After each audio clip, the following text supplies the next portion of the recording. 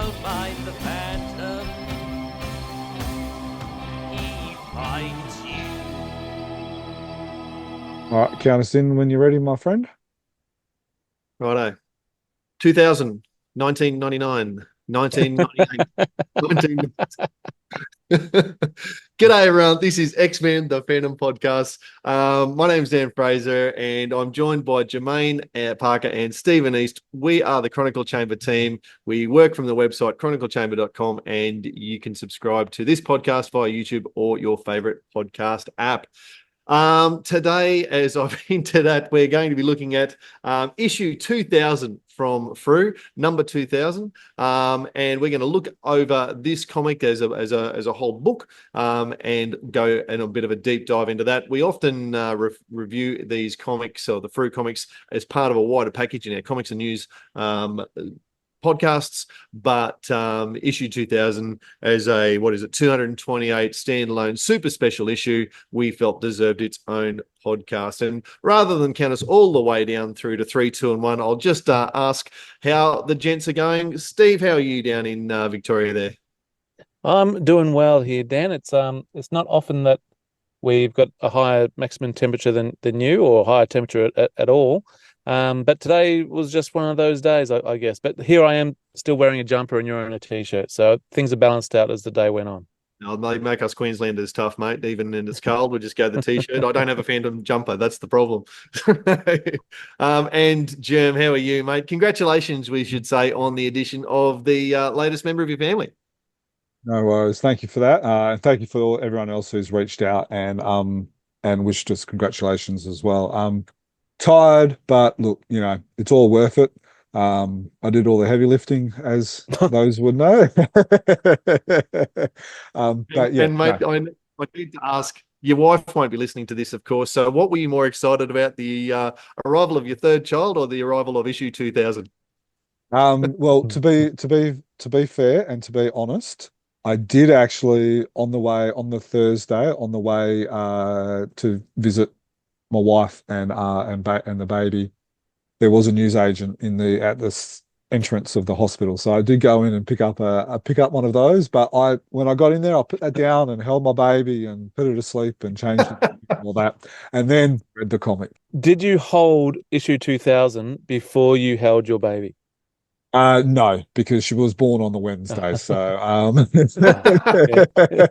and only because she was born on the Wednesday. As with all of my children, I've told her before the wife as well. So well, congratulations. And we could go on a deep dive of that experience, but I think people are going to be more interested in, the listeners to this are going to be more interested in issue 2000. So I hope people have had the chance to pick it up. As you can see from the sticker, I've gone and, like Jermayn, purchased mine from a newsagent. I understand that Frew will have been super busy with all of the celebrations around issue 2000 and Supernova and all the rest of it. So the subscriptions probably didn't come out in such a timely fashion. It has arrived today, though. But it's worked out well because I've got a reading copy, I've got a collecting copy. The reading copy I could pull my poster out of. We'll talk about the poster soon, I'm sure. The file card has come out as well. It's first time, well, it'll be the only time that a comic and its file card comes out at the same time. We bid farewell to the file cards. That's a story for another podcast. Quick overview, gents, in 30 to 45 seconds. What was your overall impression when you first opened your envelope or picked this up off the newsagent shelf? I was excited. I really enjoyed this. It was a comic that I was excited to get, a comic that I was excited to read. Enjoyed the little extras, the tidbits, it was very well planned. I'm looking forward to going over it in more detail. There's a couple of things that I wasn't a complete fan of, but overall, it's quite easily probably the best Phantom comic that I have purchased probably in the last couple of years.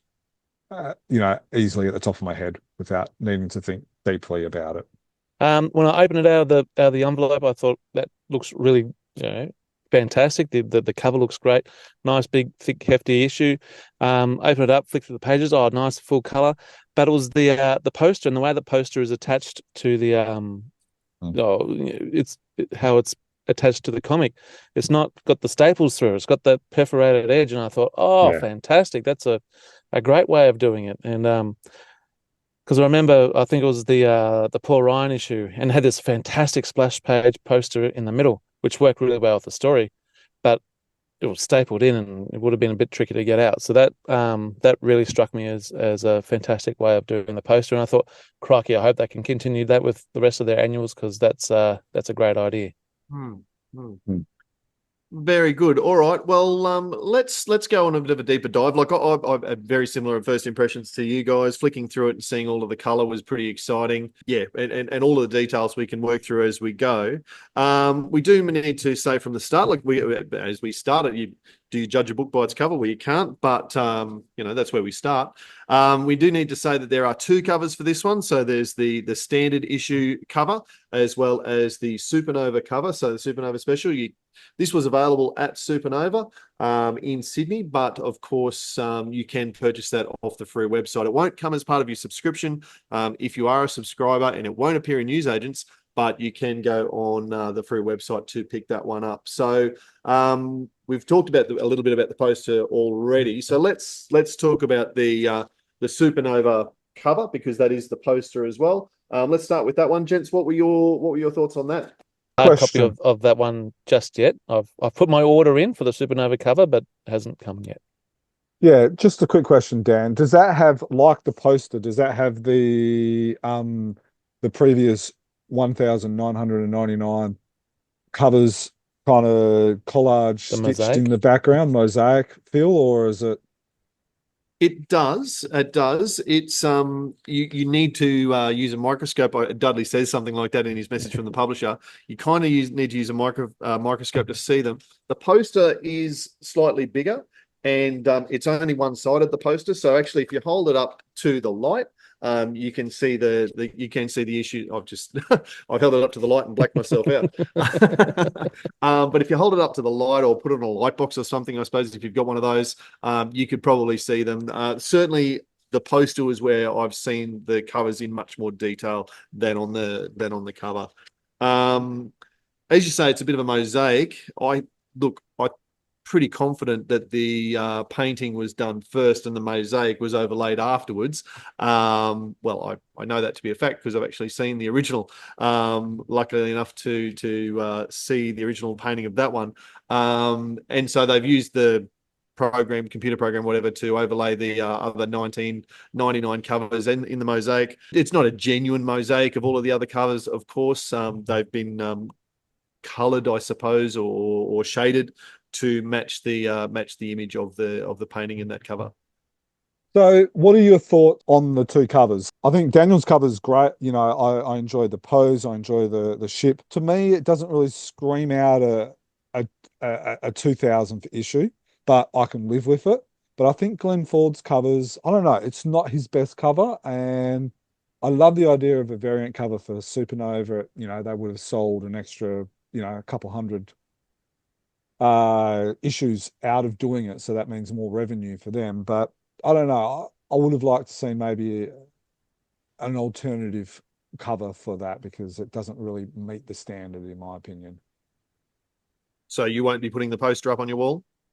No, I won't be. No. If I was willing to fork out another $35, maybe I'll get the poster out, but I'll keep the poster well and truly within the book. Like Germ, I prefer Daniel's cover over the Supernova cover. It's not my favorite Picciotto cover, but I still think it's a very good cover. I think we've said this before on an earlier podcast. I really like the way that the ship's burning in the background. Something that the Phantom does. He destroys piracy. That's what he's out to do, and that's what it looks like he's done here. He's come up the shore now, and now he's kind of like just taking a Snapchat with his guns out after drawing 200D in the sand. So I like everything. I don't really like his pose. That's, if I'm against anything, it's the pose of the Phantom there. But I think everything else is quite a striking character cover. Really like the way the light of the flames there really puts it's not a silhouette because you can see him clearly, but really makes the Phantom pop. on this cover. He's not hidden in the darkness or anything like that. The light really helps him pop out of the cover. For mine, and actually Gus, who long-term Chronicle Chamber listeners and watchers will know as my son he's nearly 16 now, and when he saw the cover, he had his very first comment was exactly the same as my first thought. That's a very muscly Phantom. Now we know that I'm on the record as saying I prefer my Phantoms to be a bit more athletic and lithe, and so this is a very muscular, heavy set, more sort of a Phantom. The angle, coming from a sort of a worm's eye view, probably exacerbates that. Other than that, I have no problem with the framing and the posing. It's probably just a bit more muscular than my preferred Phantom. As for the Glenn Ford cover, look, I don't think anyone can shy away, Jerm, from what you said there about it's not Glenn Ford's best work that he's ever done. I really love, though, that Glenn Ford did the alternate cover for Supernova. As someone who's been involved in Frew and as a cover artist for Frew for decades, I think he's earned that spot to be the one who does the alternate cover for issue 2000, and so I'm pretty chuffed for him that and for all of us. I think that he's the one that we see on that cover. Before we move on to talk about some of these other points, and we'll try and go through them as quickly as possible and get to the stories, it was a few people, including some fans and listeners, have made mention of the 200D, and I know Steve did as well. I'm sure that's supposed to be another 0, but it does look like a D, so I think it is worth making mention of that before we do move on. But look, as a general concept, having the alternate cover for such a landmark issue, I think, is fantastic. Timing of it coming out with Supernova worked out beautifully for it to be, and it is branded on the back there as a Supernova issue. So I think that's worked out really, really well. But before we go into too much, the back cover, I really like the back cover. From the crew at Frew. It's just thank you for joining us for the 2000th issue, and I know it's all about the Phantom, but it's put their little other characters in there as well, just to say they're all here to thank Frew and thank the readers for the 2000 issues. Well, that's what I'm reading. But that was by Ivan Rodriguez. The back cover. The back cover. So for those who aren't sure exactly, I had to look at it. I was trying to figure out who the artist was. So yeah, and Ivan does some great work. All right. So what do we do next? The next thing you do is you flick through the comic and you see that it's all color, and you also start to pay attention to the paper quality. And I know that a few people have had comments around that. What are your thoughts on the color and the paper quality that they've used to bring the color to us? Well, I think it might be worth. So on Facebook, Roscoe made mention about the wrinkly, warped paper stock. Now, I must admit, when I first looked at it, I noticed the paper quality was probably a little bit thinner compared to some other free trade paperbacks, but it didn't bother me. And I can see what he's talking about, how with the light, if you shine the light on it, it kind of has that slight little wrinkle, corrugated feel to it. But I must admit, I was happy with the paper quality. And I think one of the things that shows it really, really good is when you compare Giancarlo Caracuzzo's artwork in the second last story compared to a normal color story of his. I feel that these colors show up really, really well, where sometimes if you look at some of his other color stories, they don't show up as well. Yeah, they might have saved themselves, a little bit choosing this paper quality, but I'm comfortable with that paper quality, and I don't think it's an issue, so to speak. Well, they've saved us the money too, because if it was, it's probably saved us $5. Yeah. Steve, I didn't have an issue at all with the paper quality. I didn't hear about this wrinkle, and I was just trying to look now. And granted, I'm not in such great light, but I thought the colors popped really well. I thought they were bright and dynamic, and I didn't have an issue at all with the paper quality, and the colors I thought would look fantastic. And talking about the price, if it saved us $5, I think that's great. And I was just thinking, actually, one of the thoughts I got when I pulled it out of the envelope was, I'm glad this has come as part of the subscription. You didn't have to pay extra for it. But then I had to think, oh, did they just jack up the price of the subscription this year? Did they to cover for it? But I thought that's a nice little bonus. Just one comment I did see about the paper quality. Someone on one of the Facebook pages was sort of making that comment. Gee, it's not as good as I would have liked. I think it was either Sean. I think it was Sean or maybe Nick, but I think Sean made the very valid point. This is a fortnightly comic. This isn't a trade paperback. This has not come out as it's a super special issue. We're doing a whole podcast about it, but it's just the issue between 1999 and 2001. So as a fortnightly comic, at 228 pages for the price that we've got, I think it's pretty okay. Very, very happy with it. Yeah, that was Nick, but shout out, they will eventually listen to this, but they are quite easily to get confused, fellas. So it's like I also don't know which one of the two Muppets up in Oh, Statler and Waldorf, or B1 and B2, or Ernie and Bert. Exactly. I mentioned him already, but Ivan Pederson, the colorist, has colored the vast majority of these stories. I think the Paul Mason story at the back might be the only one he didn't color, actually. And Giancarlo's Pidde Anderson's one. So the last two stories. The last two stories, and I imagine probably not the new chain either. So the last three. Yes, correct. So certainly the first, 157 pages, 160 pages of the book is Ivan's coloring, and that's a monumental amount of work. So thanks very much. Yeah. I think he did the colors on the Return of the Golden Circle. Yeah, so he did the original Golden Circle, the Return of the Golden Circle, and the old school chain story as well. Yeah, right. I would never have picked that he did the Return of the Golden Circle. I thought that was done by Wendell. But well done, Ivan. I really did not pick that.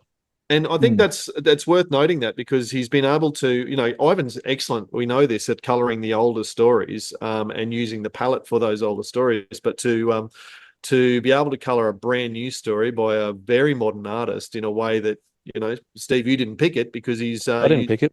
Yeah. It's a credit to his ability to work with different mediums. So congratulations, Ivan, and thanks for your work there. It's fantastic. Just talking about the colors by Ivan, I would say I think I prefer his colors in the chain story, because I think that's more his natural style. But in what you said, I think he's done an amazing job with Wendell's. And what's interesting is it wasn't originally intended to be color; it was originally intended to be black and white. And so to be able to, oh really? And we've talked about this in past podcasts where stories that are intended to be color can be drawn a little bit differently. So for Wendell to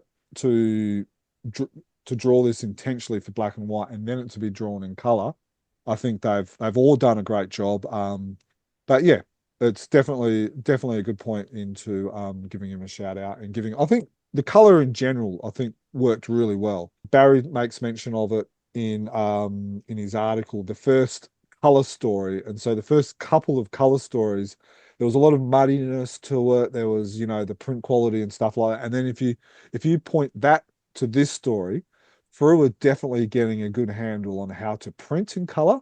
And then the colorists are getting a good understanding on how to do their stories in color. If Frews were done like this in color, I would like to see more Frew colors, Frew color comics. Yeah. No, I have to agree with that. And flicking through now, I can see the similarities in the way he's done it in his style. I like, because in the Golden Circle story, his use of shading, I thought was really good. For background characters or characters who didn't need to be, at the forefront of the frame, and he's put them in a bit of shade. Or if there was a memory back, 82 is a good example. And then I realized that he's done that in the Return story as well. Yeah. Those sort of things. And I thought, oh, yeah, rightio. Yeah, all right. Credit where credit's due. Well done there, Ivan. So I know, Stephen, you made mention of the poster. I love the idea of a poster. I would like to see more posters in issues. And I think this shows that maybe we can see the end of the replica and we can see posters. I've been saying it for the last 5 years. Maybe if I keep saying it for another 5 years, like when I have to tell my kids multiple times, I might actually finally start to listen. And Dudley, Frew, let's bring out more posters like this, please. Dudley and Frew, that does not mean you need to also drop the replicas, because I've been saying for at least 5 years as well, I quite like them, and I'm sure that there's lots of people who do. So I can't afford a number 41 or whatever we're up to. So make sure that the next annual includes a replica of issue 41 for me, please. I'll just delete that last 30 seconds in the post production. So All right. Well, I've briefly mentioned Dudley's message from the publisher. We don't need to go into that in detail. I really encourage people to read it, though. He's talks a little bit about his own journey with the fandom since he came on board, and he's rightly chuffed with being involved in the fandom for about the last decade or so, and then goes into some details about the story production. So that's fantastic. Do make sure that you read it. Jerm, you've already mentioned the bulk, I guess, article, or the main article that opens the comic, pages 4 and 5. It's a history of Frew from issue 1 to 2000 by Barry Stubbersfield, who is the go-to historian for Frew. He's quite open about the fact that he builds on, he works heavily with the article that Jim Shepard wrote back in 1998 for the 50th year of Frew, which was called 50 Years of Frew and the Phantom. But gee, I really enjoyed this as a bit of an opener. It almost, and I said this before the pod, it almost reads a bit like a list of dot points that have been put together, but that's kind of what you've got to do. I reckon he's been worked very hard to keep down to the word count of trying to only on 2 pages, because there's so much you could have said. But I think, well, Joan, you said that you learned something from this, and if you're learning something about Frew from a new article, then it must be a bit of a deep dive. Yeah, I think that's a great point that you made there, Dan. Yeah, so for me, I learned about the 2 versions of issue 1081, how basically they had it all, Gordon Gotch had it out, it was being delivered, and then they had to scrap it all and then reprint it. I didn't know about that. So I wonder if there are actually anyone out there who's got 2 versions of 1081. That is going to drive a lot of completists bat crazy. I can think of Trevor Clark, who's going to be really annoyed learning about this. Diving into their chronicles to see which 1081 have I got. What's the other one supposed to look like? Yeah. And then the other thing I learned was about the 2 Frew cover artists that I've never heard about before, Peter O'Shea and Meg Coates. Now, I've done a little bit of a Google on them this afternoon. Like I reread the article again today, and I picked up on it, and I thought, I've never heard of these guys. So it's curious that, who they are. I'm going to next time I talk to Glenn Ford, I'm going to ask him about these 2 people, because, I haven't, they're not mentioned in Meg Coates is a page on Fandom Wiki, but there's no artwork or covers associated to her. Peter O'Shea is not mentioned on Fandom Wiki. I don't think they have any covers associated to them on, what do you call it, on the file cards either. So, that's, these are the type of things that I kind of enjoy learning about. And then going back on with what you said about how there was a real bird's eye view in Barry's article, I did like how he focused on the key moments of the history of Frew, like, the start, and then the start of the decline from the 50s, and then you've got Jim Shepard with what he managed to do, and then the Frew crew, and mention of Steve Shepard and stuff like that. So it was a real good overview on the key moments of Frew's history. And I guess the other point to make there is that well, and you've acknowledged it, like you can't fit everything in. So while he has focused on and drawn out, okay, well, this is the first time they published a Swedish comic from Tim Fantomen. We didn't hear about the first time that the Phantom, Frew's Phantom, published a non-newspaper story. They're well renowned for, publishing the dailies on the Sundays, and then publishing those dailies on Sundays again, and then publishing those dailies on Sundays again. For those who are wondering, well, what was the first non-newspaper story? That was actually the Gold Key American version of the Test, and that has been printed by Frew in issue 236, 370, 529, and 710. So put that in your back pocket for your next Phantom trivia night. All right. I guess the last thing as an overview and the general things that we see in this, one thing that I've been asking for in all of the annuals, or pretty much any comic that has multiple stories in it, particularly 4, 5, 6 stories, is splash pages for those stories. And Frew has delivered in issue 2000. I love the fact that every sequence of stories has got its own splash page, and they're all brand new images that have been drawn for this book. So it's not like they've just plucked a panel from the story and turned that into a splash page. But Giancarlo Caracuzzo has provided all of the splash pages. And while some of them would seem to be modeled on other images that we've seen, they're brand new for this book. And each of them also features an old jungle saying as part of the splash page as well. So I really like that, and seeing that break up the stories really worked for me. So just quickly on that, would have it been better if they were themed related to the story? Not necessarily. All of them are, Dan said, kind of like reimagined popular images that we've seen before. Yes, I would agree with that. Before we get on to the stories, we've briefly touched upon the price. And I know, Steve, you made mention of it where it didn't really bother us because we had it in our subscription. Can we just quickly go over some of the points that some of the people who have commented on our YouTube channel and stuff like that as well, just quickly. So we had Luke McDermott, and I think this is probably with a lot of people, like they were probably a little bit surprised at the price tag at the start. And I think you made mention of this, Steve, as well. But then when they flick through it and they go, oh, it's full color, you can kind of understand. So, that was what his comment was. Sky's Cavern Library from YouTube said that they were fine paying it. And again, it made sense after seeing all in the color. Joe emailed us. His email was absolutely brilliant. So huge shout out to Joe for that email. And so he didn't have a problem with the small premium either. And it, the value should hold and grow. So, yeah. And then he even made the comment that there was actually less copies on the newsagent's shelf than the past recent stories as well. So I think that's probably a good thing as well. Probably the only comment I'd make around that is that if you are going to buy an extra copy, a reading copy from the newsagent, and it does come with a sticker that has the price really big, don't just leave that lying around the house where anyone can see it. Because then if you were to hypothetically go to be recording a podcast and you said to your wife, hey, do you know where that Phantom comic is? And she was to say, do you mean that $35 book that I saw? Mistakes were made.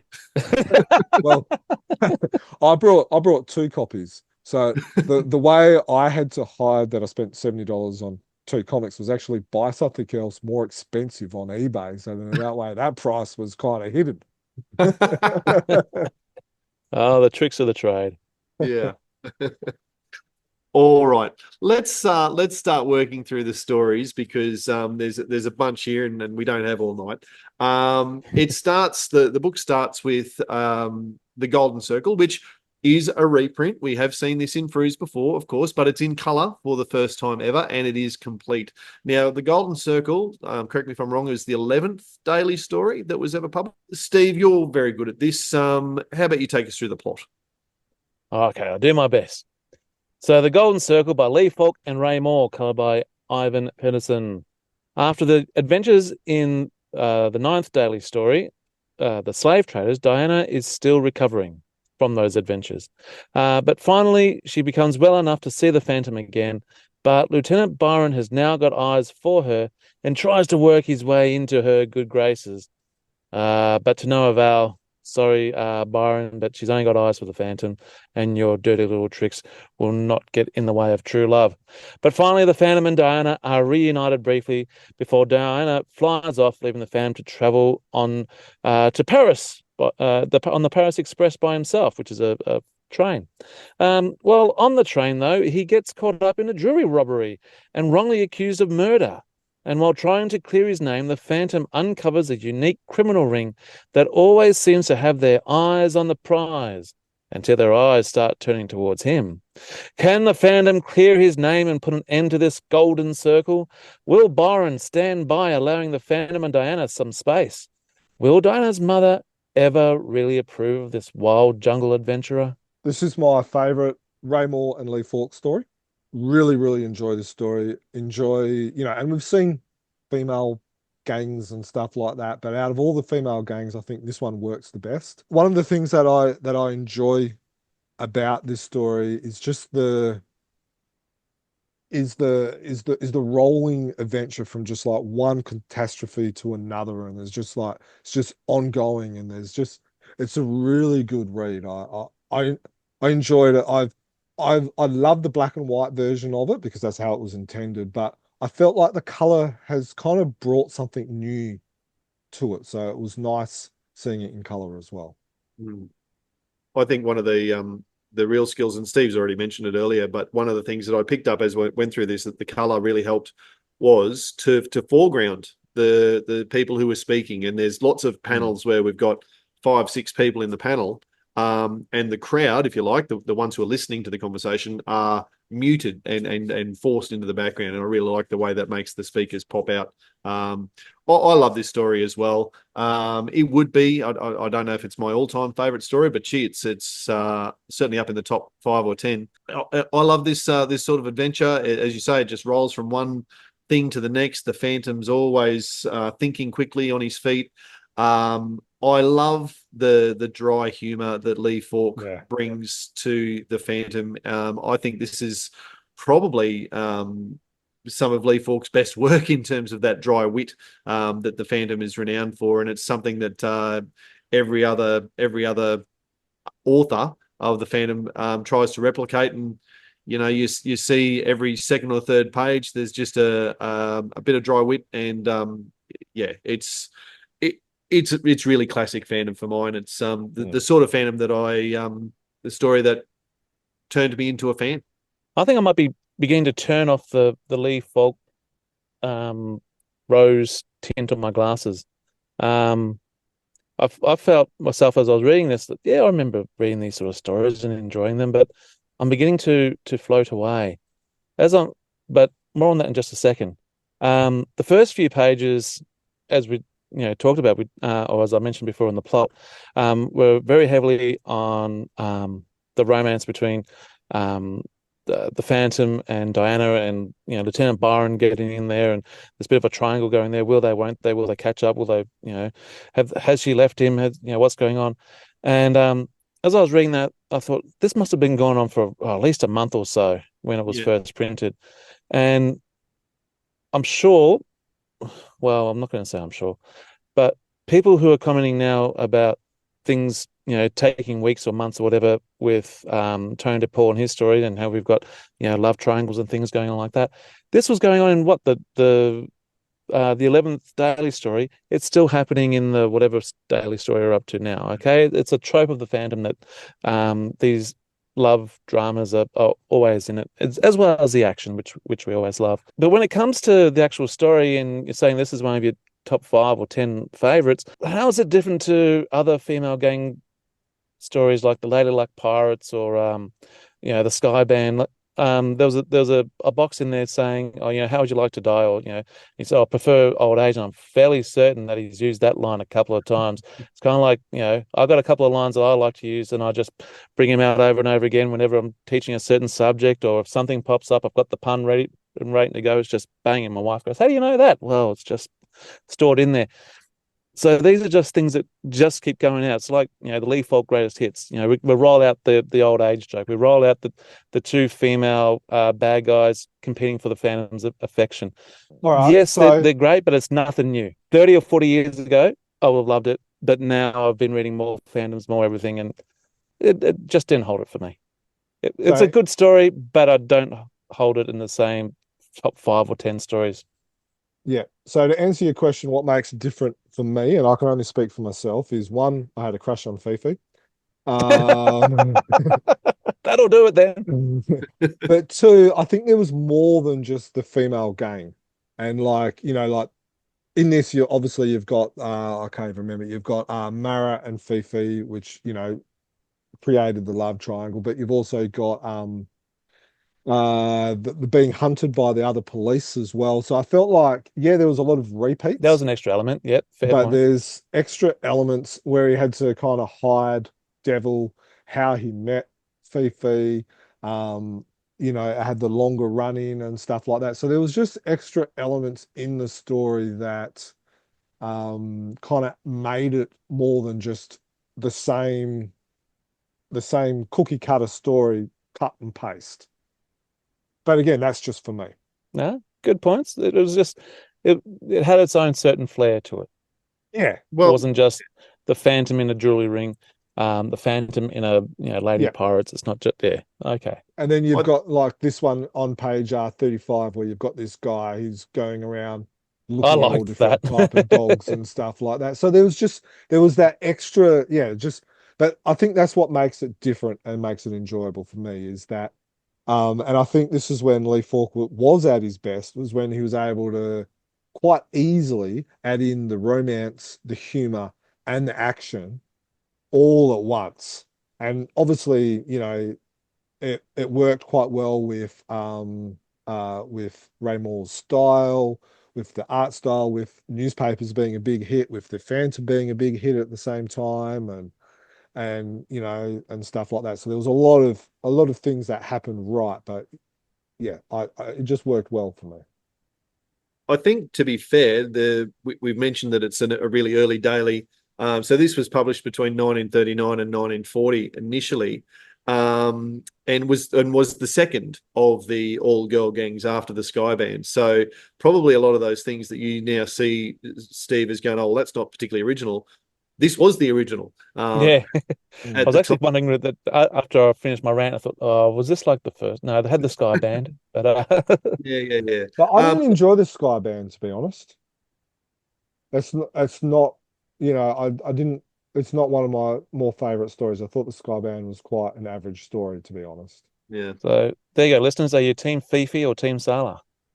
Oh, Fifi, 100%. You get the feeling that this might be it could easily be the lady gang that Lee Falk wanted to write and what maybe wasn't happy with the Sky Band has gone, I'm going to go back to that and do a better job of it. I liked all of the plot elements that you talked about there as well. You're absolutely right, Stephen, what you say about the romance and the drama, and is the Phantom even going to find Diana and Lieutenant Byron and all of that stuff. That would have probably taken a month.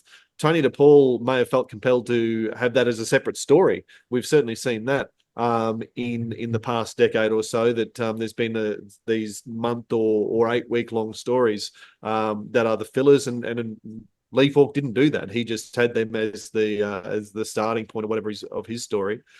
It really does feel like a separate story now that you've said that. Like little story that kind of bridges between whatever story came first and now this one, but it's included in the Golden Circle. Sorry, mate. Yeah, exactly. And I think elements like the detective who's looking for the wolf, sort of, which I was really entertained by as well, and the way that the Phantom was trying to track the maker of these golden circle pins and all that sort of thing. There's lots of elements of this that belie what I think a lot of people sort of think of Lee Falk as, oh, he was just making up next week on the fly. This is actually a really well plotted storyline. I think you can't have things like the detective looking for the dog periodically, looking for the wolf periodically, and then the payoff at the end without having mapped that out. So I actually think this was a really well plotted story, and maybe Lee Falk did get busy with his plays and that sort of thing, and lazier or less focused on the Phantom later on in his career. But I think, yeah, I think you might have said it right at the start, Germ, that this was sort of Lee Falk at his best. I tend to agree. Just want to raise something. You make a brilliant point, Dan, when you're talking about it kind of feels like there was that story before the Golden Circle and it's just been included as one. If you look on page 12, for those who have got the comic in front, is on the bottom of that panel, it's actually got beginning next week, the Golden I Circle. did see that. So it's, and generally, and then if you look at the end of the story, which is where are we? Page 46. it's got, beginning or Monday, the seahorse. And what tends to happen is, especially in those days, they let you know when the story starts and ends. So there could be an argument that the first month, the romance was actually a standalone story, and then the Golden Circle actually started. So yeah, it's an interesting one, and maybe Tony DePaul would have less complaints if he didn't identify that the Spark was a separate story altogether, and go, no, that's just the prologue to the wider story that comes next. And I just want to raise one more thing before we do move on to the next story.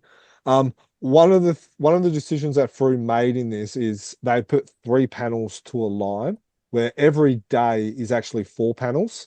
So if you're looking, that one. yeah, so if you're looking here, you've got 3 panels and then the 4th, and then and you can kind of tell whether it's got like the dates and also like the tomorrow and stuff like that. And I think that decision to have 3 panels to a page was the right decision. Yes, it means the comic is probably blown out by an extra 20, 30 pages, but I think it reads better, it looks better. So I have to give them a thumbs up for that, because I think they made the right decision. Yeah, I agree. I don't think you could fit 4 panels across the top of that. The only way to have 4 panels per line on this would, I think, be to go landscape instead, because the panels are small enough as it is. I had to get my old man glasses out to read most of the book, to be honest. You still got them on your head as well, by the way. Oh, do I? There you go. When you're looking for them later. I've forgotten about that. Thank you. So yeah, no, I think that was the right decision as well. They did do I think it was with the Reef story, and it was just too small, and the colors kind of bled into each other as well. And we made mention of it when I think it was the Reef, or maybe it was the Drummer story that they colored and did fall to a line, and it was the wrong decision, where this is the right decision. So I wanted to give Frew a little bit of praise for that. Possibly, and not to dwell on this book too much, this story too much, but one thing that I did note that maybe Falk developed as lore a little bit further on. One of the unfortunate policemen who was chasing the Phantom on the train wound up with a skull mark on his jaw that he couldn't wash off, and that didn't quite seem fair. That the policeman who's just doing his job and is really a good guy ended up with a skull mark. So I understand the need to do it in terms of we're still establishing the Phantom skull marks people in this, only the 10th or 11th story. But I'm glad that we moved away from good people inadvertently getting skull marked. So playing devil's advocate and, not wanting to drag this out too much, so we'll just do it as a quick yes or no. Should Frew maybe edit that, or do we just leave it in there to keep it original? Keep it original. No, leave it there to keep it original. Yeah. And I think that's a discussion you could have for culturally insensitive things that happen in the stories as well. So I'm just raising that as something to kind of raise, and then we'll move on. Yeah, fair enough. All right, moving on. The next story is a sequel, Return of the Golden Circle, I should say, by Julie Ditrich and Wendell Cavalcanti. Again, coloured by Ivan Pederson. We've said that. Now, you've already mentioned, Germ, that this was drawn in the first instance in black and white, not intended for colour. We know it's if you haven't read the book yet, you should have by now, because we're giving spoilers left, right, and centre. We know that it's a 4-part story. I suspect that it was originally written to be featured in 4 standard issues. Yes. And then I'm quite happy with the decision to put all 4 parts together, back them onto the Golden Circle, and then bring them to us in colour in this book. So the sequel is The Return of the Golden Circle. It's in 4 parts, as mentioned. It's by Julie Ditrich and art by Wendell Cavalcanti, and colour by Ivan Pederson, which I just found out tonight. So a plot has been left. Sorry, a plot. The plot is that a child has been left by their lonesome in the jungle And it's only thanks to good luck that the Phantom just happens to be riding by just as the giant snake or boa constrictor is about to make a meal of them. He brings the child back to the Skull Cave, and by doing so, he is brought back into the ring of the Golden Circle. As the child is identified as being the love child of Fifi, who we all know Germ has a bit of a thing for, and the Phantom. Now, of course, the child isn't, but now the Phantom needs to find out why this child has appeared on their doorstep, so to speak. So he goes back off to Paris, where the Golden Circle are being held in prison, and trying to, find out, are they still in prison? Are they out? Not getting any leads. So apart from, a stall, if you like, who happens to be selling memorabilia, and he picks up a few things just to get a bit of information, heads off to the jail to pay the Golden Circle a visit, and unwittingly provides their escape. And so starts the return of the Golden Circle after this amazing breakout of a high security prison, which was, I thought, was action packed. That was great, the way that was done. Sorry, that was a side note. That's not the plot. So the next three parts are all about trying to uncover why the child one is in the Skull Cave, what connection the child is to the Golden Circle. Is it actually Fifi's daughter? And how's it all going to tie in to make a fantastic theatrical conclusion? And listeners can probably figure out where the plot ran out in my typing. There was definitely a lot of theatrics in this story, and I really enjoyed it. This was fantastic. I love this story. This was brilliant. Not all of the sequel stories that Frew have created have been good, but I think this story has probably been the best sequel story that I think I've read from the Frew stable. Look, I can say that because of there the might be a little bit of there might be a little bit of recent biasness and stuff like that, but this story stands up on its own, and to be able to read it as the package, it's it matches the original. It's got the action, it's got a development with the romance, it's got all the same elements. It's got the police chasing the Phantom even though he's innocent. It's somewhat like, like jumping onto the helicopter, the prison break, the UFC style fight against, and the cage match. With the cage Hell in a match, Cell. and like it's got all of these type of things, and then going back into the burning building so he can then pretend he was he was knocked unconscious and all that to, so playing Mr. Walker and the Phantom off against each other so that they're separate people, but they're really the same person. There's a lot of elements in there that work well. I think Julie has captured the essence of the Golden Circle, built onto the Golden Circle, i.e. it being a legacy criminal organization. She's captured Fifi, she's captured the Baroness, not Baroness, Mara, and that I can't remember that other lady. Ella. She's she's introduced, this child. I just think that there's been a lot of things that she's recaptured, but she's also added to this little arc with the Golden Circle. So that's why I'm happy with it being a sequel, and I think she's done a great job. Yeah. Look, I'd have to agree with so much of what you've said there. I think that a lot of the there's some really subtle and some not so subtle, but some really thoughtful ways that the sequel has been connected to the original. You mentioned there about the re-entering the prison and dressing as Mr. Walker and allowing himself to be captured. That happened in the original, where he accidentally beat everybody up and then realized, oh no, I needed them to capture me, so I better hang around. So just that sort of thing has happened again.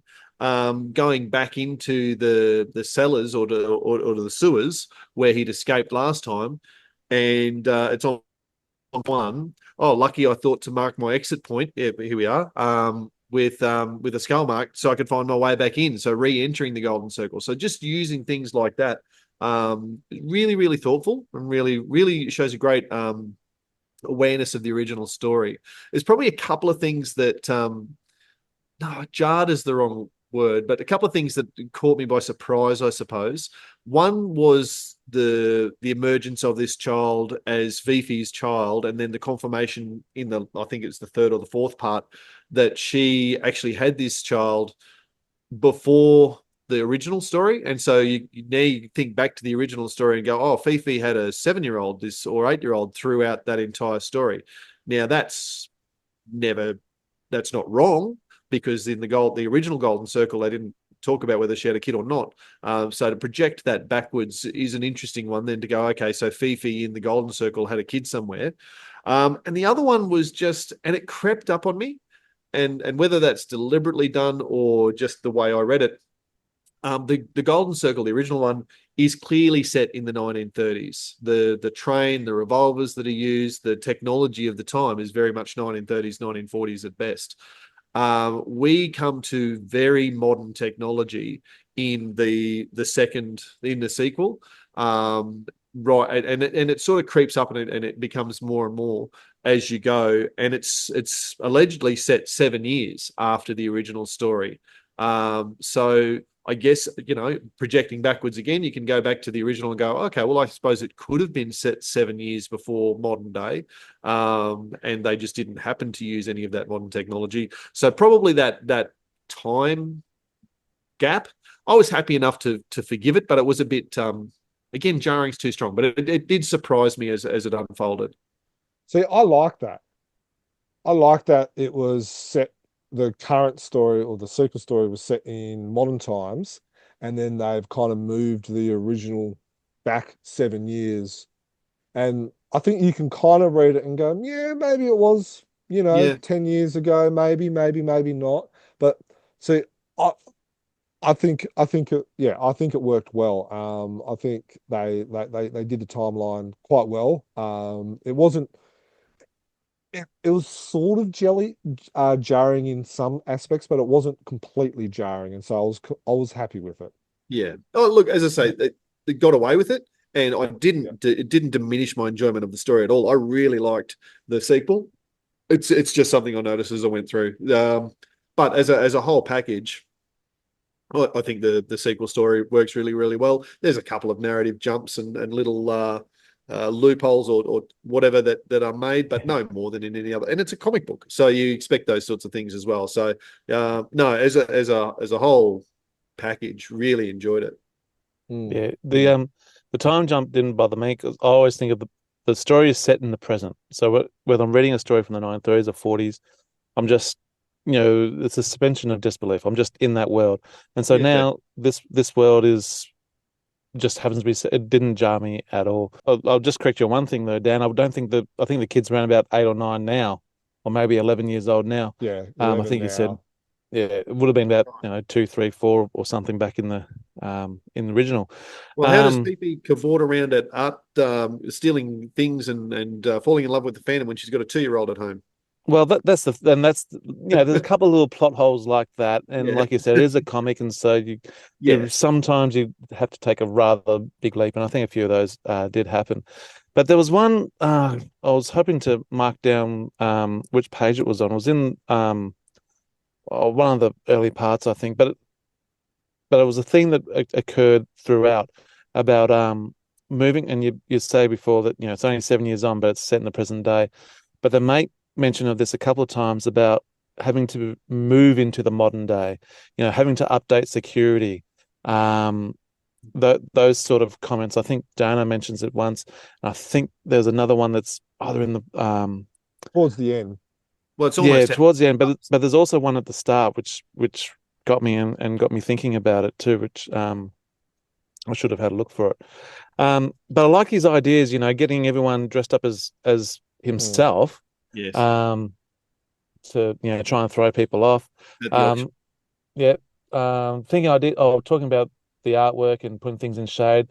When they're doing flashbacks, he's used the shading panel to denote that that's not live. It's something that's happened 7 years in the past. So it's I can't fault the issue. I think it's just great. I really, really enjoy it.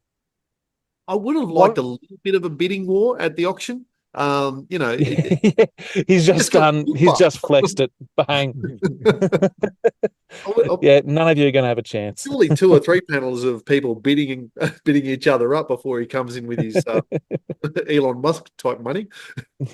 One of the things that I wanted to quickly raise, and what I thought how they did it quite well, and with how Diana reacted when this love child appeared. And that's how I expect Diana to react. Where in the 22nd Phantom Saga, where there's the same storyline, the same story plot of I can't remember his name. Is it Kadar or Namin or something like that? Who's the love child of the Phantom and Sandal Singh, where you have the Phantom actually and Diana actually separated. And I know that works for that story plot, but I think this is how I expect Diana to actually react and to handle the news. Like, Yeah. you know, I trust you.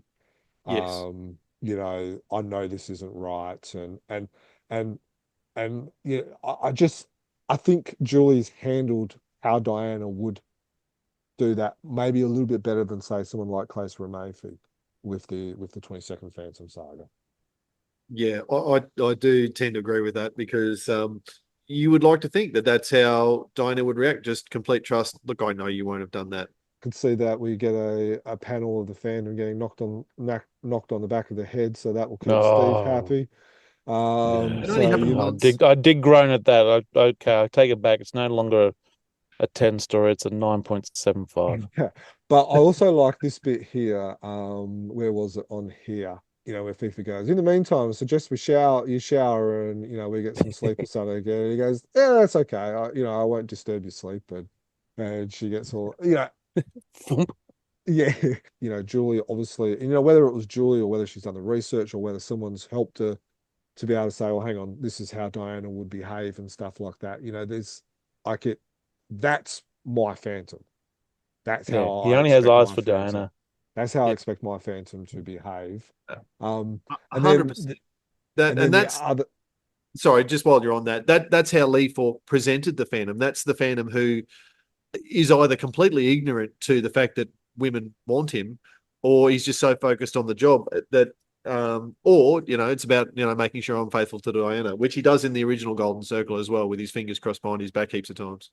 The other thing I just wanted to make mention as well is I really enjoyed the Skull Throne, not the Skull Throne, the Skull Cave raid. And then when you've got Diana and Guran rescuing, I can't even remember her name. I just had it, Lulu.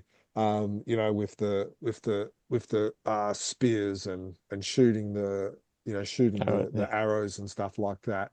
What Seeing this has been allowed to be 50 to what is it, about 100 odd pages, it allows a little bit of extra time for Julie and Wendell to be able to use large panels and to be able to do little sequences like this, or when the Phantom's stuck up with the mum and the daughter who are trying to run away from the guy who's beating up his Yeah, wife and that's stuff an like interesting that. point. That's got nothing to do with anything else in the story. It's just something that happens to Mm, happen. mm, Or is it another commentary on the story where in the first one, the Phantom is really on about not hitting women? He's got to figure out a way not to use his fists, because he mm. does it once and not realizing that they're women. Yeah. So how does he get through it all without violence against women throughout the whole thing? And then you got those 3 or 4 pages or however long it is where Of this the cage fella's going out match. at his wife or whatever it is. Yeah, so he's got the Yeah, cage match where he's got to try and beat these women without hitting them, and try and allow their own momentum to knock Just tie them themselves down. out. But then you got the in the train station, I think, or wherever it was in France, where I'm going to say they have marital problems. Just the yeah. Yeah. husband and the wife. He's having a crack at her and is about to give her a slap, and he just steps in and said, "Yeah, not on my watch, buddy." So I thought that was interesting, just to throw that little sub story in there. And I think sometimes, not all the time, but sometimes when you have those extra pages to be able to add these elements in, it can work well. And then other times, it's like, we just wasted 3 pages. Certainly didn't feel like a waste of the pages. thought it added to the story for exactly what Steve said there. It again speaks to the character of the Phantom in this story where he's challenged by female adversaries. I think when we go from 81 to 82, where it's the fight, that kind of jarred me a little bit, but I'm not sure if it was me where I didn't read it properly. I didn't read page 81, like where he's gone to a trapdoor, he escapes, or no, he goes up, and then all of a sudden he's in the cage match. So I'm not sure if that was me not reading the visual clues, but it was kind of a little bit jumpy for me, that little move to the sequence. I'm going to agree with you there, Jerm. I had to flick. I got to that. Thought, hang on, have I missed something? And I'll flick back. Oh no, he's just entered into a dark cavern. They flick the lights on. Oh, it's the cage match. Right. Yeah. Okay. So I did exactly the same thing. And just to, I guess, as a segue back to the paper quality, there's a few times where the pages are so thin that I tended to turn two at a time. That was one where I went back and go, oh, did I miss a page? Should I split this? But I had exactly the same thing as both of you guys. Had to flip back and forth. Quickly realised that no, that's on me. You can see a trapdoor in the background of that fight scene. He's clearly come up from that.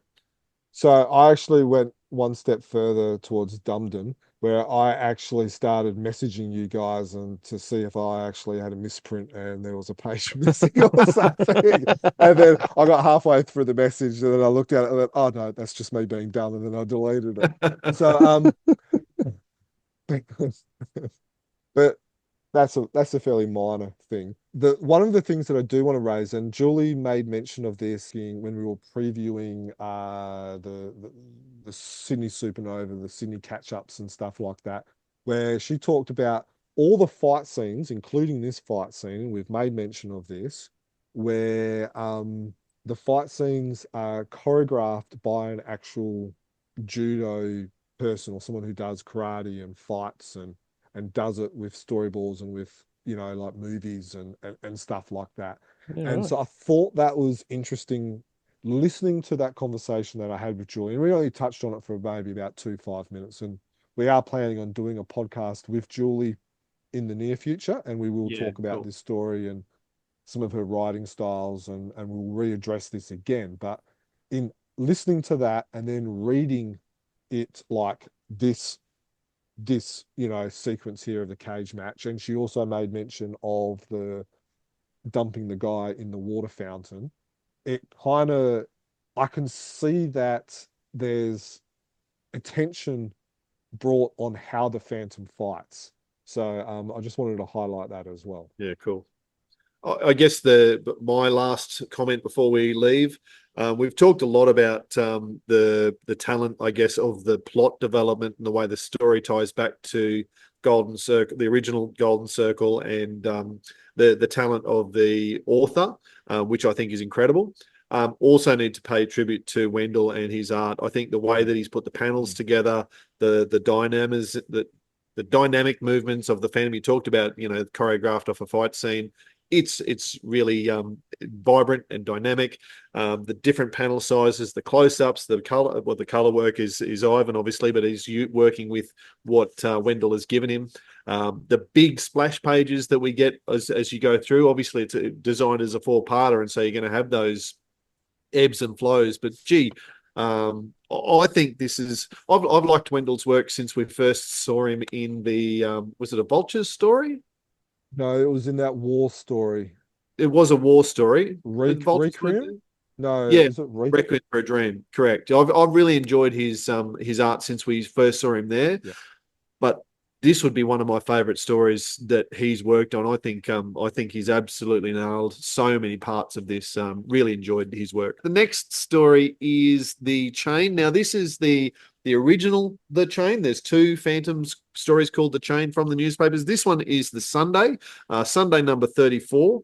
And I didn't look at the date where this was published, but it must have been the 50s. So from the wiki, this is The Chain, Sunday 34 by Lee Falk and Wilson McCoy, coloured, of course, by Ivan Pederson. Now, from Phantom Wiki, when the current Phantom loses patience with some warring tribes, that being the Longo and the Wambezi, and is on the verge of giving up, an old bandar named Waru is about to tell him the story of the chain that hangs on the skull throne. Many years before, so the story goes, The future wife of his father, so his future mother, was traveling to Bengala on board a steamship when she came across some unwelcome attention from a violent and oppressive Misty Mountain prince named Prince Haakon. She had no interest in the prince, telling him that she loved another and was on her way to be married. He became enraged upon arrival and had her kidnapped and taken to his Highland palace. In fact, if I remember correctly, she calls him a swine. She still refuses to marry him, and so he keeps her locked into a cell until she will change her mind.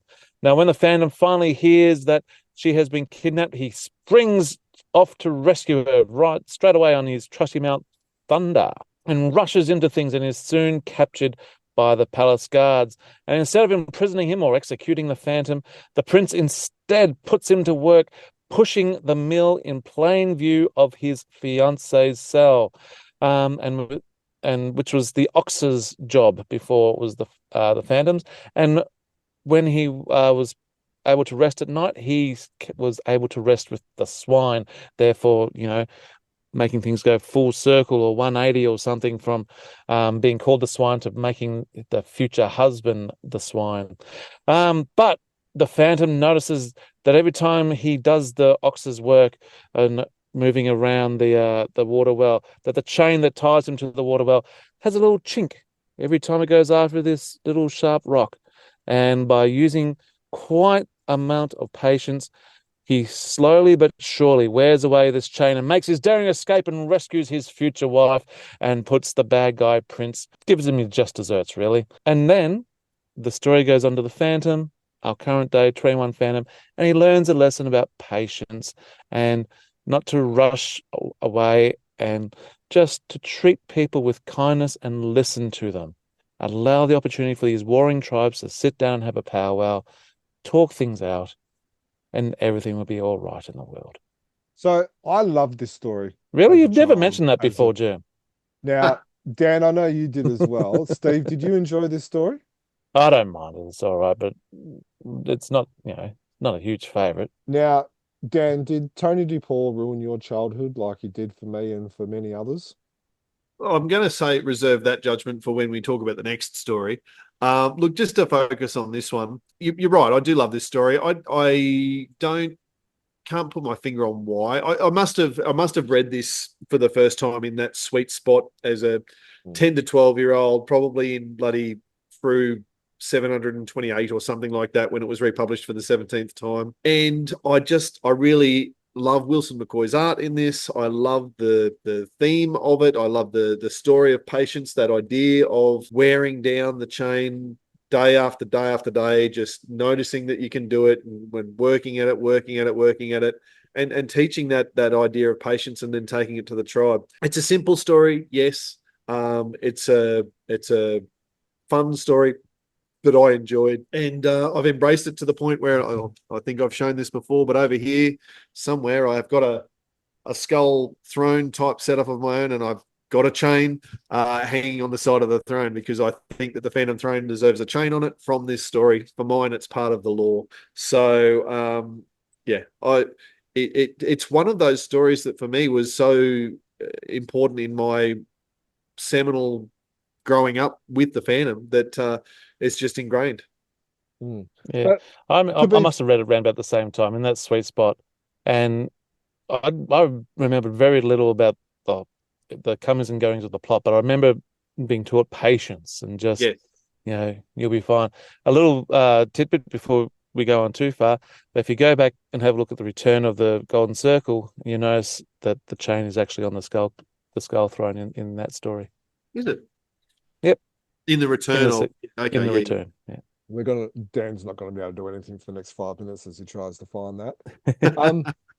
But to be honest, it's a great story.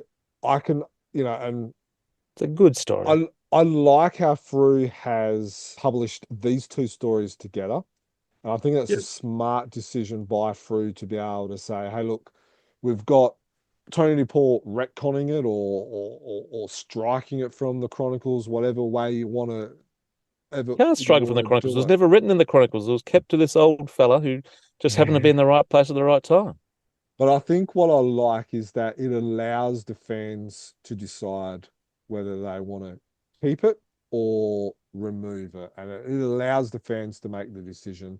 And I think Frew has done the right decision in publishing the old and the new. And then I hope when Phantomen go to publish the daily story, they also publish the Sunday story as well. So then it allows those readers to make that same decision. Yeah, so I guess we can't talk about one of these stories without talking about the other one. So after being told the adventures of his father and then being able to bring peace back to the jungle, the Phantom wakes up and it was all just a dream. It was a weird dream. And he realizes that he just wasn't being himself. He felt like as Diana says, an overgrown crybaby or man baby, or a spoiled toddler. He's going to take his bat and ball and go home and let the jungle burn. He had nothing more to do with it, which was very, very un-Phantom. I think we can all agree on that. And he tells this story, he tells his dream to Diana and Kit, who just happens to be there. And he's there because he had a dream. And in his dream, he wasn't pictured as himself either. It was him, but not a version of himself that he felt comfortable with. Very much like this version of the Phantom in his own dream, but to a much more extreme level. And the Phantom and his son Kit are able to spend some time together, just nutting a few things out. And as they're going along their way, because Kit's on his way to Marathon to visit his sister, Phantom 21 notices some tracks in the ground, some tracks that are only barely there. And Kit realizes that he's still got a bit to go before he can actually be the Phantom. He misses just these little subtle hints that his dad just knows straight away. And we see that we spoke about this back when this story had finished being its run in the newspapers, but we uncover the plot to steal some Longo treasure, which is all chained up. You see lots of imagery of the chain through the second half of this story, and is it the Phantom and Kit being chained to destiny, to fate that other people are telling them, or is their dreams are holding them to, or are they free to choose their own destiny? I think that's a very important part of this story. In reading this story, it highlighted to me why the original story had issues, had concerns, had problems. And so that's why I joke that Tony DePaul has ruined my childhood, because reading it he makes as a good child, points. Yeah. And exactly. Because what he says, the way he said it in private conversations, but also in reading the story, it's like, oh yeah, what is the point of that? Oh yeah, that doesn't make sense. Oh, that's not really our Phantom. And it's like, oh, I don't know if I like you pointing out that, that this is a problem. How did I not notice back when I first read it that he was Yeah. unchained, unguarded, and just sleeping with the pigs? Yeah. How did I not notice that the first time? I like this. I do. I like the story, the second chain story. I can park the fact that I can separate the two, and I can still enjoy my Lee Falk, Wilson McCoy Sunday chain, and I can enjoy the new chain story. I think that again, it was an interesting comment that I read somewhere on one of the socials that someone said that if Tony DePaul can go back and retcon Lee Falk, then he's leaving himself open to be retconned himself by a future author in the future. And I guess that is the case when you're writing legacy hero stories. I like the overall theme. I like the way that this chain story works in the overall plot that we've seen of Tony DePaul's Phantom over the last 10 to 15 years, the prophecies mentioned in this and all that sort of stuff. So it's part of the ongoing saga. I guess one thing that did stand out to me with this one, and I'm harped on about the art a bit in the last when we talked about Wendell Cavalcanti, but I think Bret Blevins copped a bit of a pizzling when he took over the artwork for the Sunday for a little bit of a time. Seeing it come together in a comic book, I think that Bret's art stands up better than I gave it credit for at the time. I'm sure I would have mentioned when we were reviewing this as it was coming through the daily strip that he copped a a hospital handball, if I can use a AFL vernacular. He copped a bit of a hospital pass by having to start a story and then almost immediately mimic Wilson McCoy as part of the dream sequences and that sort of stuff.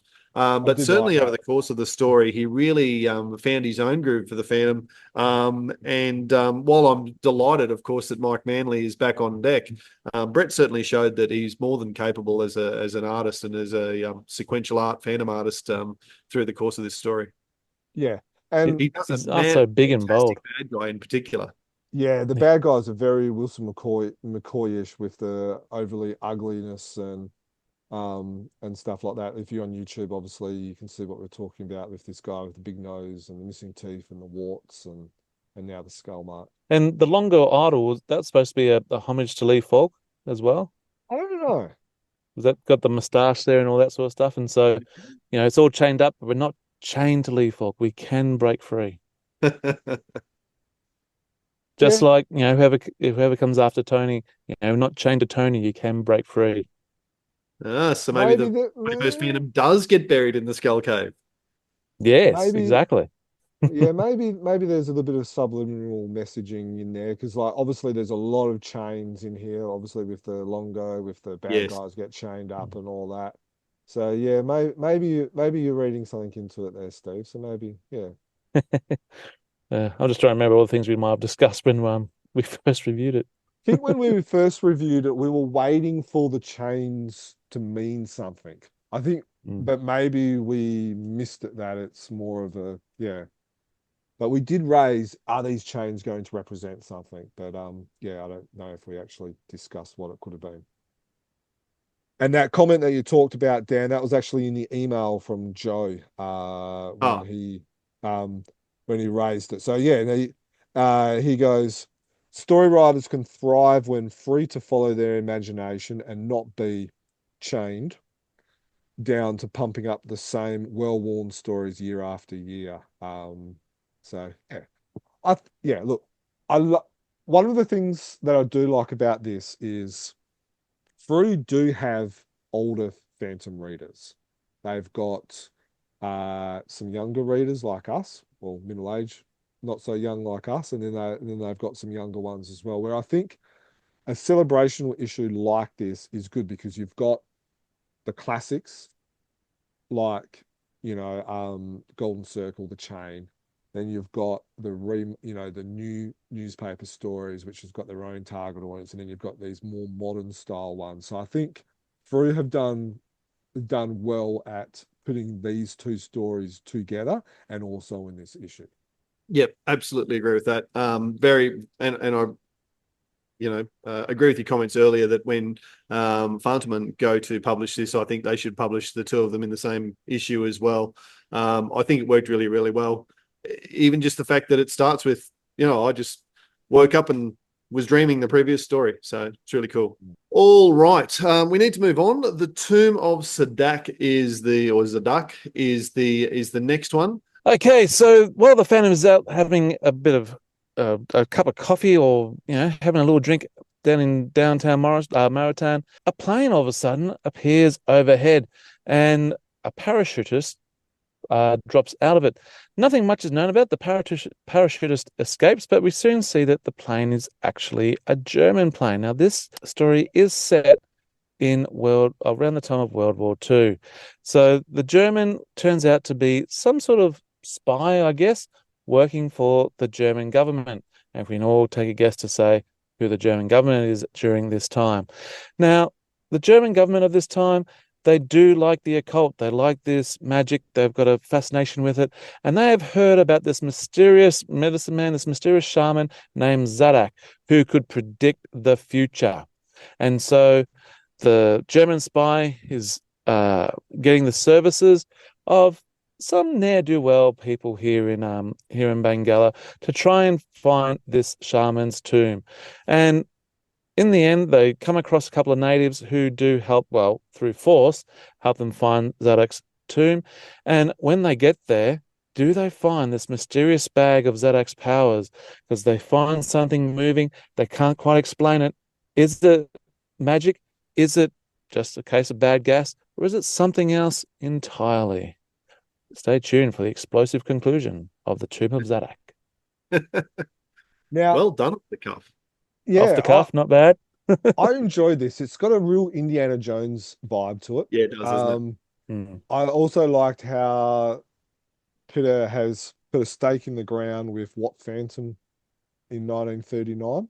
I think, as we get older and older and older, you might even have to knock that back again. So he's got it as the 20th, where, we're 21st and it's now 90 years or 85 years ago. So we might have to, we're talking a lot of retcon here. We talked about it with the Golden Circle. That might have to happen again.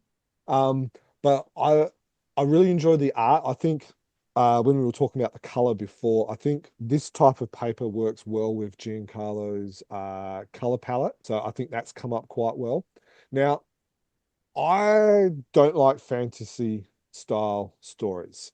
And I was getting to the point where I was going to have to bag Pidde's story on this podcast.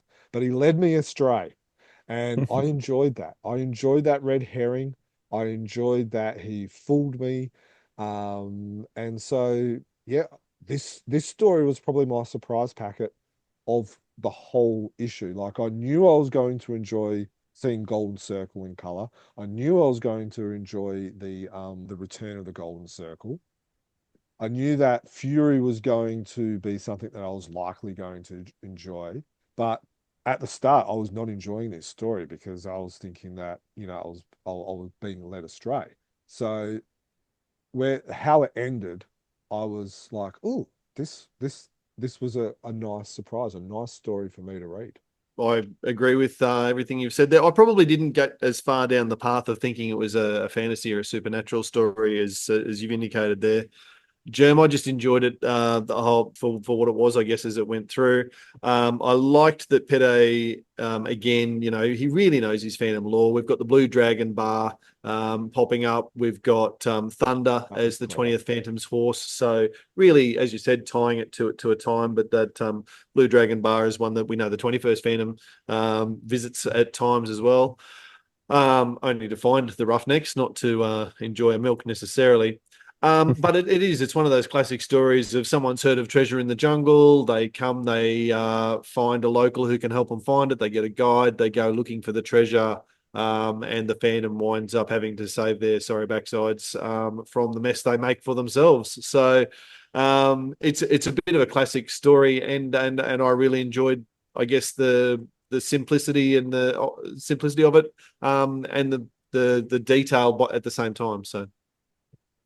One of the things that got me is when they were wading across the water, and I thought, oh, they're about to head to Eden, because they're just following this map, and we're not quite sure where the map goes. And Jen would help me out here, but there's a tribe that's mentioned, and I don't think I remember hearing that tribe before, and I'm sure I know that's one of your bugbears, Jem, these new tribes.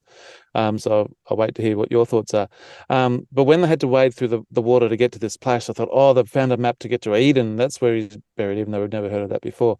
So and I think that because he's wading through the water, and then all of a sudden, something's happening to him. Oh, the piranhas have got him. The piranhas have got him. But nah, it was just leeches.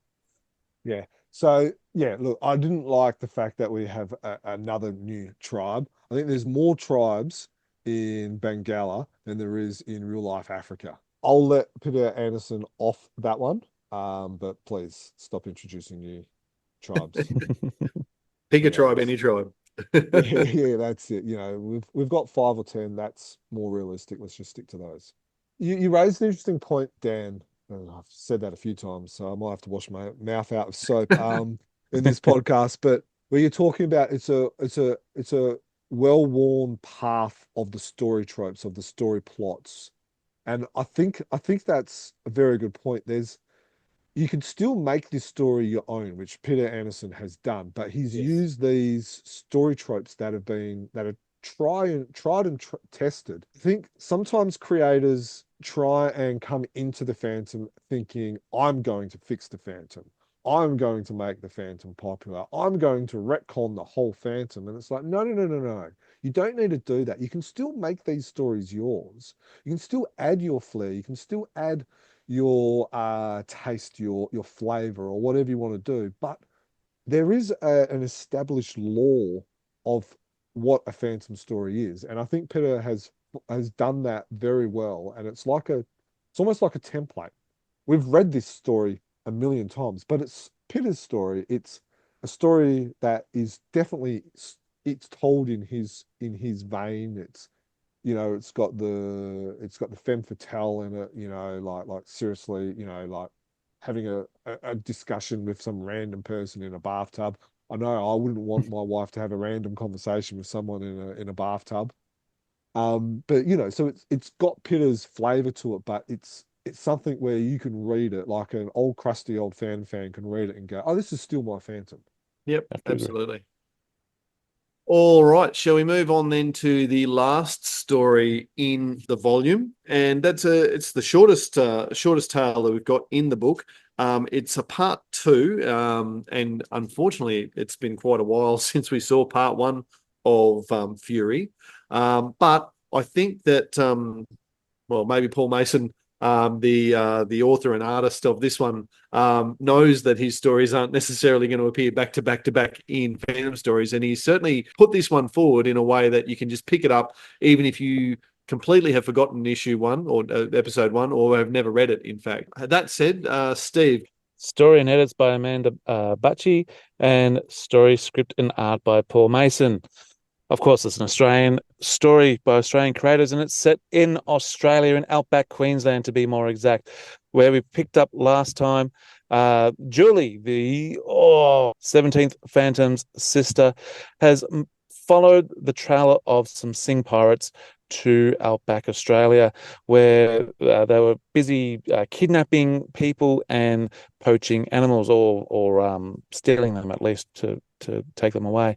But she's captured herself, but she's only really just playing with these guys. She's lots of self-reflection, bit of talking. She realizes that she's not as young as she used to be. She might not be as strong as she used to be, but she's still got that fury.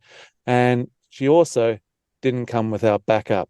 And soon these Sing pirates left in her wake, but yet the fury still burns because one of them still does get away. I've used a little bit too many spoilers than I usually do in these things, but I have to make this off the cup. And out of all the stories, I kind of rush read this one. I need to go back and I need to really absorb it. And I really want to go back and read part 1 again myself. But some of the big messages coming out of this was very much women power, the strength of women, and the frustration of Julie seeing all these Phantoms die. I think she saw 3, I think, off the top of my head. Her brother. And her nephew.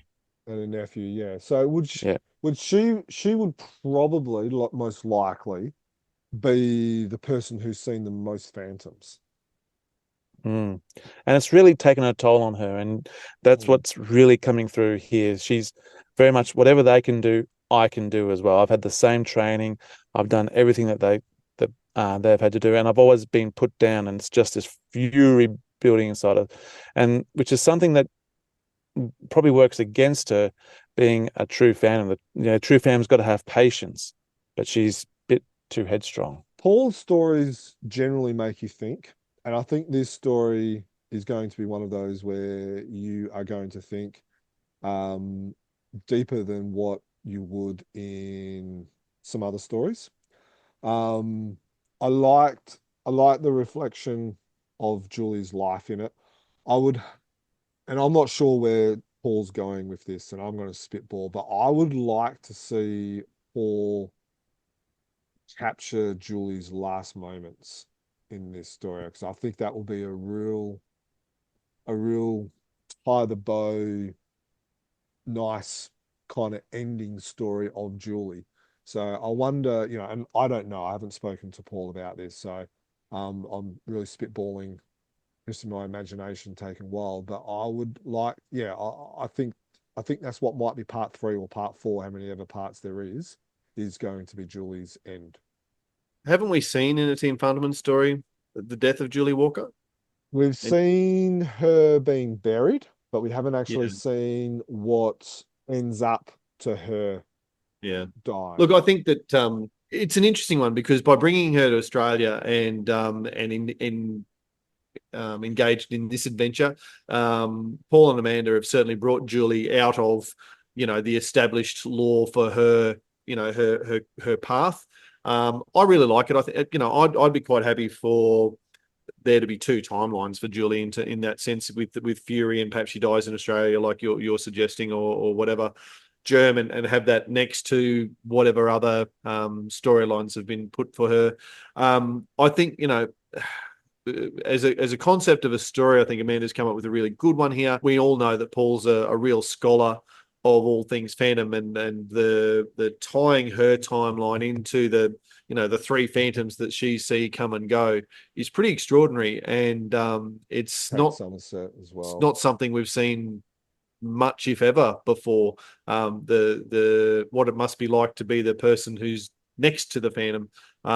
And yeah, you may well be right. So there certainly is elements, Steve, of her going, well, I could have done that. And it's sort of, it makes you think, doesn't it? Because the Phantom, it's been historically a very male lineage. Of course it has.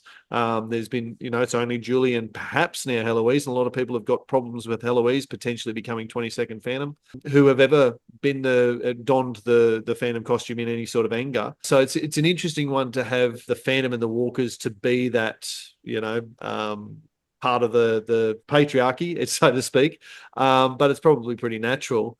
So I found that one an interesting thing to dwell on. But yeah, that idea of someone who has lived alongside three generations of Phantom, seen them come and go, and what that must do to your psyche in terms of, what does it mean to be in this family? What does it mean to be following this oath? And the frustration, the fury, I guess, in this instance, of not being the one to be directly involved in it. I'm finding it a really interesting, really interesting analysis. Remains to be seen when part 3 might come out. As I said, I haven't looked it up, but I feel like it's probably 18 months since we saw Fury part 1. I get a feeling it might have actually been 2023. I thought it might be the 2023 annual, but I didn't have that on my. No, it wasn't the annual. It was the Supernova special with T, I think. Well, it's interesting that the only reference to Fury on Fandom Wiki is that a leopard appeared in The Adventures of the Girl Phantom by Dick Wood and Bill Legante. Fury was Julie's leopard. That's we've gone through in far more detail than I probably expected about each of the stories. But we're coming to a point now where we talked about right at the start what were our initial impressions. Now that we've done this super deep dive on issue 2000, what's going to be the things that you take away? Are there any negatives? Are there things that you wish had been done better? What's the positives that you take away from this? What's your overall impressions? You could do tiny little nitpicks at some of the stories, which we've kind of talked about as we've reviewed the stories. But as an overall issue, I think probably the biggest negative is I wasn't a complete fan of the covers, but again, I've touched upon that. But apart from that, I don't really have any real negatives about this story. Like some fans on social media, which again, we asked for fans to give us their feedback so we can talk about it in the podcast. So that's why we're referring to the fans' feedback, because we've asked it and they've given it to us. I didn't really feel like the paper quality was much of a deal. I thought the coloring was great. I can nitpick at a couple of little things, but it's really hard to be negative about this issue. If I had to be negative, I would have liked to see maybe a little bit of fanfare from Frew about this. Maybe they could have had Supernova promoting Frew's 2000th issue. Maybe there could have been some newspaper articles in some newspapers, or something like what Jim Shepherd used to do. And I know Jim had a great relationship with some copywriters who did newspaper articles. But it was kind of, us fans knew it was happening, but a casual reader might have, or a casual fan, or someone who read the Phantom 5, 10, 15, 20 years ago might not know that this big 2000th issue happened. And it could have, if there was maybe a little bit of promotion, and I know Frew haven't really done that much for whatever reason. I have my suspicions, but that will remain off podcast. I think they could have promoted this issue a little bit better. But I think that's more of a senior management decision rather than what like someone like Dudley or Kaylee and the rest of the team do. My thoughts are overwhelmingly positive with this issue. Like it's been said before, it is just an issue between 1999 and 2001. So comments about paper quality and all that sort of stuff, I haven't had an issue with that. I wouldn't have even thought it was an issue until I started reading comics or hearing you guys mention them before. Little tidbits that I'll nitpick on, some of the syntax, I guess, is not quite right. You know, there's double words in places that don't need to be there, but that is a minor detail. With the book itself, well, it's all blurry there in my video, but I think it's very well done. I think the covers are great, very much different than issue 1000 or both issues of 1000. But my negative thoughts would be the same. I'd concur with Germ. When the 1000th issue came out, you knew about it. It was in newspapers. It was splashed. It was on TV. It was on news and that sort of stuff. But that was also 30 odd years ago, I guess now. And media has changed. The way people get their news has changed. Unfortunately, I don't know how well promoting the 2000th issue has fared in this new landscape. Like Germ said, we knew about it because we read it every day. But does Joe Blow know about it? Do they need to do more on social media? Do they need to put their YouTube ads up there? Do they need to have a tidbit on the morning news shows on Sunrise or the Today Show or something like that? Well, look, there's not much more I can add to that. Hats off to Frew for getting to 2,000 issues. There'd be plenty of times, especially 6 or 7 years ago, where we thought it might not happen. There's been plenty of times where other comic publishers would have fallen over. No other comic publisher, certainly in Australia or around the world, I don't think, has gotten to 2,000 issues all on the same character. So it is absolutely remarkable. As far as an issue to celebrate it, I think is nailed it too strong a term. I think it's fantastic. People are going to quibble about the cover. It's not my favorite picture. You know, art, beauty is in the eye of the beholder. And there'll be people who absolutely love that cover, and there'll be people who go, oh, well, I could have drawn something better. Whatever. It's a fantastic book. I think it's a great collection of stories. If this happened to be the first ever Phantom comic book that you picked up, I think you're right, Germ. It's a fantastic balance of old and new. It really does sell what we love about this character. So well done to Dudley. Well done to everyone at Frew involved in putting this one together. I'd love to say, let's see the next 2,000. Let's get to 2,100 to begin with before we get too carried away, because we all know, we've just got to appreciate that we're still getting this book out every fortnight, and just we've got something to prattle about on a Wednesday night for an audience of 17 or however many people listen to us. I think it's a little more than 17. Maybe 18. I know my year 12s are all beginning to tune in now because they know that I'm doing a podcast. Oh, when are you doing your next podcast, Mr. East? Well, I'll tell you what, any of them who have stuck through 2 hours or so of us talking about a single issue, they deserve a shout out. So, well, I think that pretty much wraps it up. So thanks everyone for listening to us or watching us. I think some people spend the time on YouTube to watch us as well. So thank you to you. Our website is chroniclechamber.com, as I said at the start, and we'd love your feedback at all times. Probably the most direct is email via chroniclechamber@gmail.com, or you can reply or comment on any of the various social posts that do go out. We always love to hear your thoughts and feedback, and you've heard some of that come through in the podcast tonight, where we've been able to share your opinions in the chat we've had today. Subscribe to us, of course, via YouTube or through your favorite podcast apps, whatever they might be. Wherever you get your podcasts, subscribe to us. Thank you again for tuning in, and until next time, happy fandoming. Happy fandoming. Happy fandoming, and congratulations. Cannot die. The Phantom. The ghost who walks. The Phantom. Enemies beware. The Phantom's always there, but you won't find the Phantom. He finds you.